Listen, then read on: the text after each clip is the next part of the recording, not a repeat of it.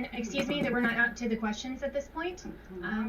Excuse me, we're not at the questions at this point. My name is Jenna Ellis, and I'm the senior legal advisor to the Trump campaign, and I'd like to just explain now where we've been and where we're at and what you can expect from this process. So what you have heard, I'm sure, in the fake newspapers tomorrow will be one of two things. Either there was not sufficient evidence that we've presented, or we spoke too long.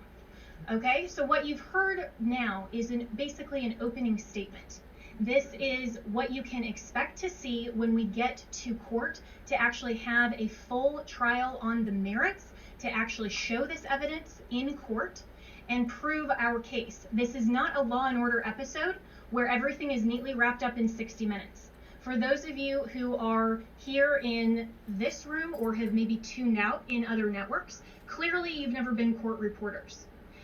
Trials take time. Putting on evidence takes time. This is basically an opening statement so the American people can understand what the networks have been hiding and what they refuse to cover, because all of your fake news headlines are dancing around the merits of this case and are trying to delegitimize what we are doing here. Let me be very clear that our objective is to make sure to preserve and protect election integrity.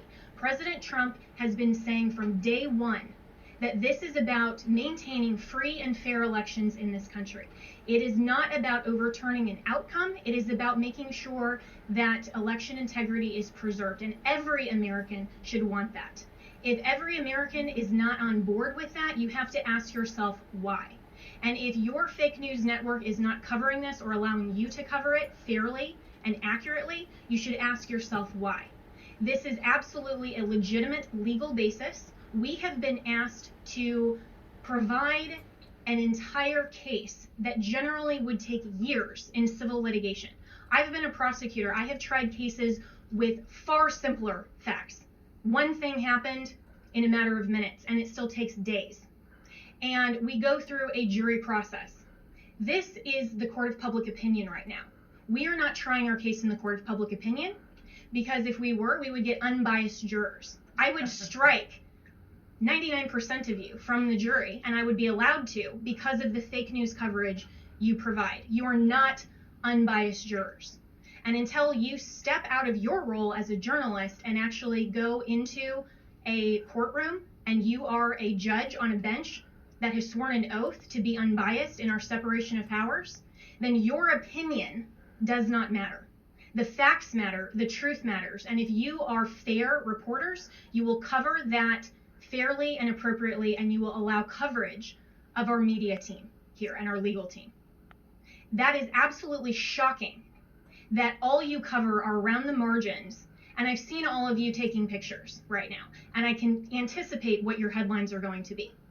If you are not willing to talk about the evidence that has been presented, then that is absolutely unacceptable for journalistic standards.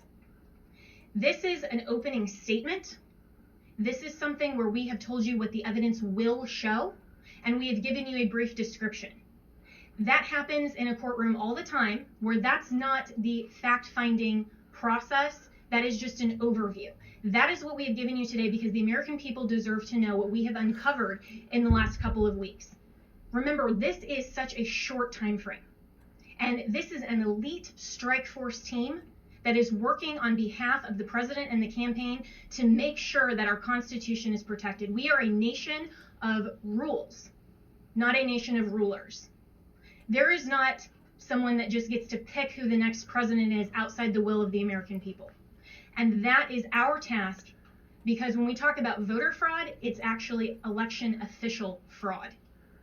That cannot stand. The Constitution requires that the state legislatures are the ones that make election law. It still has to go by the US Constitution. But what has happened in this case is that state and local level officials, and all the way up, have changed the rules. That's what the Democrats do. If they don't like the rules, they change them. And they change them at the last minute. They manipulate them. They want to tear down our American system. Our founders were so brilliant that they anticipated this, that there would be corruption, there would be foreign influence, there would be attempts to manipulate the outcome of the election, especially with who they called our chief magistrate. I would encourage all of you to go home and actually read Alexander Hamilton's Federalist 68 and see what he described as an advocacy position to adopt and ratify the Electoral College and the process by which we select our president. We select our president through the Electoral College not because it disenfranchises voters, but because it is a security mechanism for exactly the type of corruption that we are uncovering.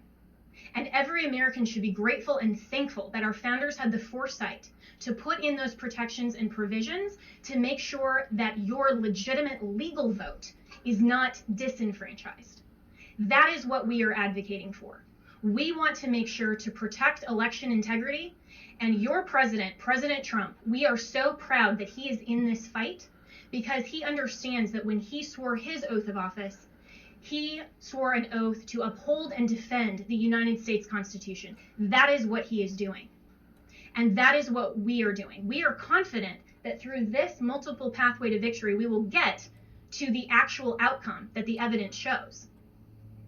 But this is not about overturning an election on our part. It's about making sure that we protect and preserve free and fair elections for all future American elections. If the United States caves to corruption or this type of election integrity disaster, then no election will be secure from here on out. And we all need to be keenly aware of that. We are the representatives here that are standing in this gap and defending President Trump and defending you, the American people, at the end of the day. This is ultimately about the United States of America. And we want to make sure to protect and defend that. And as my colleagues have said, we will not back down. We won't be intimidated. President Trump will not be intimidated. You, the American people, should not be intimidated. You, the press, should cover this fairly and should know that this matters to election integrity and it matters to the future of our nation. So we have given you an overview, but recognize this is not a court of law. We will get there, and we have time. And we have constitutional provisions that will step in when we show the corruption and the irredeemably challenged and overturned votes that are absolutely corrupt in all of these counties. It is irredeemably compromised. We will show that, but you have to give us that opportunity. This has been just our opening statement, and we have an opportunity to get there, and we have time, and we will do that. This is the United States of America, and we stand proudly for President Donald J. Trump. Thank you.